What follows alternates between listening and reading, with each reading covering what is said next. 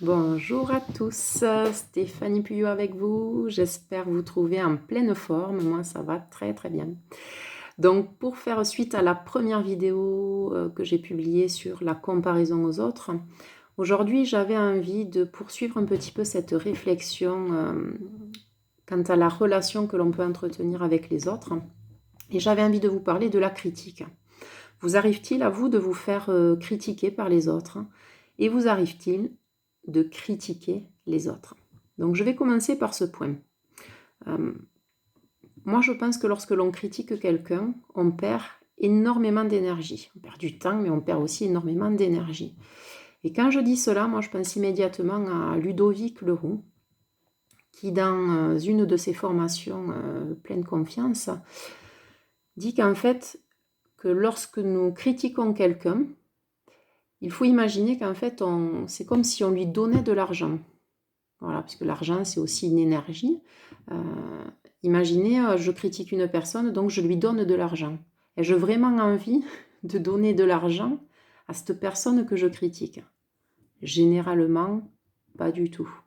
Voilà. Ensuite, la critique, comme la comparaison précédemment évoquée, lorsque l'on critique quelqu'un, c'est qu'en fait, c'est que l'estime que l'on a de soi-même, l'estime personnelle que l'on a, est faible. Elle est très faible. D'accord?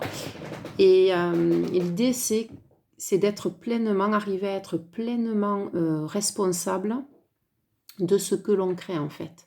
Parce que si l'on n'est pas pleinement responsable de ce que l'on crée, on aura tendance à agir en victime. D'accord? Et à mettre sur le dos des autres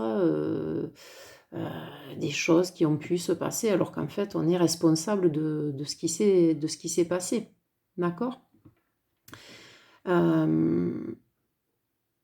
Lorsque je pense à la critique de quelqu'un, je pense aussi à un des accords Toltec qui dit « Ma parole sera impeccable ». Voilà. Moi, j'y pense régulièrement, de façon à me recentrer et à éviter le plus possible, à éviter d'être le plus possible dans la critique des personnes qui m'entourent. Voilà. Second point, se faire critiquer. Cela vous est certainement déjà arrivé, cela vous arrive encore, cela m'arrive encore. On se fait critiquer, d'accord. On ne peut pas plaire à tout le monde, donc c'est bien normal. Après, l'idée, c'est de se dire que les gens qui nous critiquent aussi, ils font du mieux qu'ils peuvent avec leur niveau de conscience du moment. D'accord? Ils n'ont pas forcément les outils pour prendre du recul et analyser leurs paroles, en fait, leurs gestes, leurs postures. Donc, l'idée, c'est de prendre peut-être du recul vis-à-vis de ces paroles qui nous critiquent, de ces paroles, de ces mots qui nous critiquent. Les gens peuvent critiquer nos paroles, peuvent critiquer nos projets, mais il ne faut pas oublier qu'en fait, moi je ne suis pas ma parole, je ne suis pas mon projet, d'accord? Essayer de prendre de la hauteur et ne pas, et là je reviens à un autre accord Toltec qui dit ne pas en faire une affaire personnelle. N'en faites pas une affaire personnelle. D'accord? La personne pense ce qu'elle veut. C'est son droit. Voilà. Mais n'en faites surtout pas une affaire personnelle. Et comment faire pour ne pas en faire une affaire personnelle? Tout réside en fait dans l'amour que l'on se porte à soi-même, en fait. Si notre niveau d'amour pour nous-mêmes est assez élevé, j'ai envie de dire, ces critiques des autres vont nous passer bien au-dessus. Vous voyez, on va pas s'arrêter à ces critiques-là, on va continuer, nous, on va poursuivre notre chemin, en fait. Le souci, il vient, voilà, à partir du moment où vous n'avez pas un amour pour vous-même assez fort, ben, la critique, c'est là qu'elle vient vous toucher. Voilà.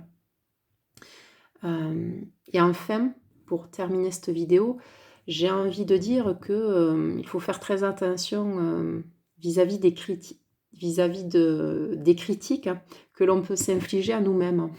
Parce que bien souvent, les critiques que l'on s'inflige à nous-mêmes sont bien plus fortes et beaucoup plus dévastatrices, nous empêchent d'avancer, sont bien plus fortes que les critiques que peuvent nous infliger les autres. Voilà. Donc j'avais envie de parler voilà, de cet amour et de cette bienveillance que l'on doit essayer de développer envers nous-mêmes, tout d'abord, et ensuite envers les autres. Voilà. Je vous laisse là pour cette deuxième vidéo. Je vous dis à très bientôt et je vous envoie plein d'amour et plein de bienveillance. À bientôt, bye bye.